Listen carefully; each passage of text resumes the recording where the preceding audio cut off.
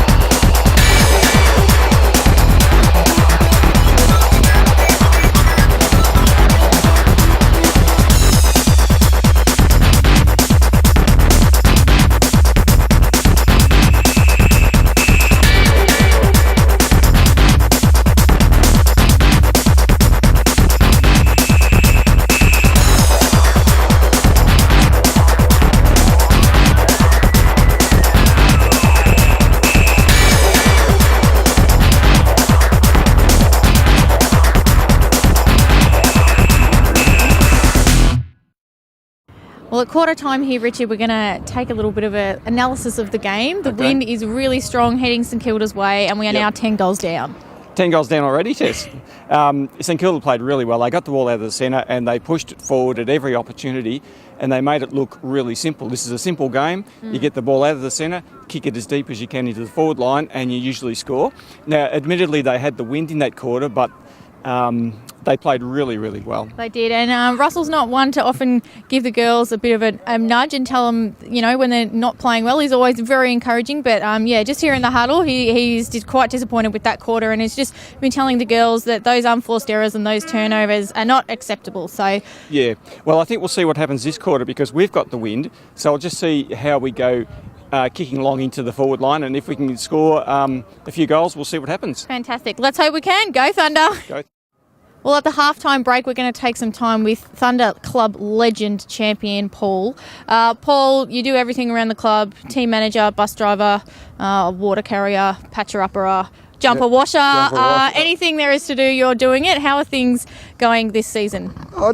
We're not winning, but we're improving every week, and the girls are holding their head high, which is a great effort. And to have 3 goals in the first half is really good. It is, very good. And we're moving along nicely today. We're a few goals down and wins against us, but that's all right. It's really good, isn't it, to see these girls out there playing at the elite level of women's football? Oh, of course it is, isn't it? This is what they aspire for, and playing the Vic Country, Vic Metro game was an example. We had 5 players represented from the club, which is good for club-wise, and it's appreciation of the way they play their game that they got picked. That's right, and you team managed that situation as well, so big kudos to you. You got a win under your belt for the season, so that must feel good. Yeah, it does, but it's more about the girls. You've got to support them all the way and make sure that they're in the right frame of mind before a game and keep it up during the game, which they do every week, is a classic example. Now, just going into the second half, what have we got to do to step the game up for us? Score 22 goals to start with, but no, just attack the ball and long kicks when you got the opportunity and play it hard and try and stop them from getting the ball. Fantastic. All right, we've got to play it hard, so we'll see how we go this second quarter. Thanks for taking the time with Thunder TV. No worries, thank you very much.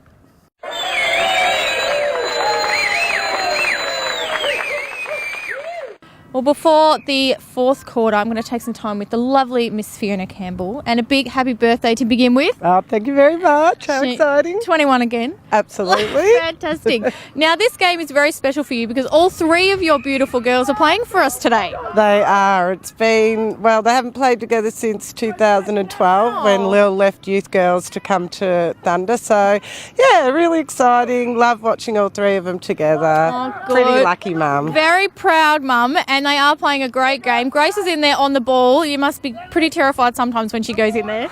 Yeah, well, I have seen her carted off on a stretcher in an ambulance once before in a neck collar. So, yeah, I do worry. But I try and keep a lid on that. That's right. And you and your lovely husband are here every single game. You keep coming back. You support your girls no matter what. This season must be a bit trickier, though, to watch. Look, no, actually, because I find winning, that's easy. You know, winners are grinners, but losers are the ones that have all the character. And I think, if they're prepared to get out there and have a crack, least we can do is back them up. That's right. Yeah, Great. pretty proud. Fantastic attitude. Very proud, Mum. Absolutely. And we wish you girls all the best for the last quarter. So let's bring it home. Thanks so much. Go Thunder. Go Thunder.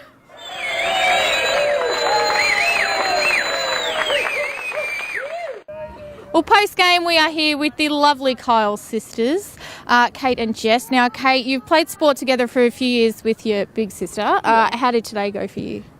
Today went all right. We could have done a bit better in the first three terms, but in the final term we really kicked it off. Yeah. Fantastic. And you obviously play sports very well together. Tell us about your sporting history. We played cricket together for the last four or so years, and we played with and against a couple of the girls who played today, so it was a good little bit of banter out there today. But we didn't come with the win, but we did a good job. We did a good job. We did. And we had a few sister little combos out there today. All the Campbells were out there, so you all pretty used to talking to each other pretty well, Yes. not afraid to yell at each other. Yeah, that happened the other week. Oh dear, bit of rivalry. Yeah. No, well done today. Really hard fought, and I guess your take on it. I think we played better in the last quarter than we did throughout the whole game. I think we need to start playing our style of footy, and no matter what the oppositions do, we've just got to stick at it and just do our best that we can. Well done, girls. You stuck it out for 4 quarters. That last quarter was really impressive, and I think, you were just saying there after the game that was sort of, hey, we should have played the whole game. So, Thanks, well done. We'll be back next week. So, thanks, Cole sisters. Go enjoy the rest of your day. Thank you. Well, the game didn't go our way today down here at St Kilda, but a hard-fought last quarter by the girls, which really showed a lot of promise. So, let's take a look at this week's weekly wrap-up.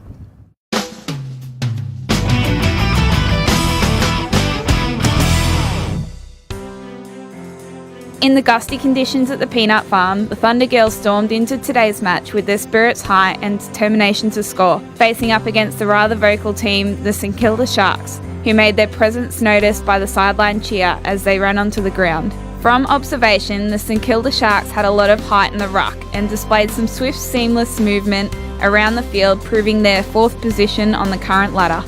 In the first quarter, for a Thunder first, the 3 Campbell sisters took the field together. After some words of inspiration from Coach Russell, the Thunder girls displayed some tight defence in the second quarter, showing some powerful tackles and forcing turnovers. With making use of the obtained possession, the Thunder girls moved the ball into their forward line, with Tish Stewart scoring a goal for Thunder.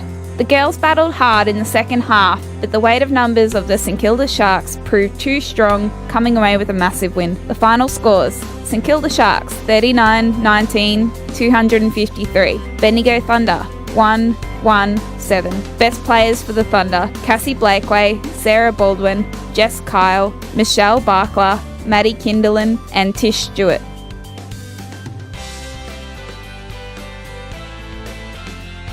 Well, that's round 7 from us, the Bendigo Thunder TV team here at St Kilda. It was a very windy day today, but overall, there's no shying away from how good that opposition was today, Noni. Yeah, they moved the ball very swiftly into the forward line and put a few scores on the board. Yeah, quite a few scores on the board today.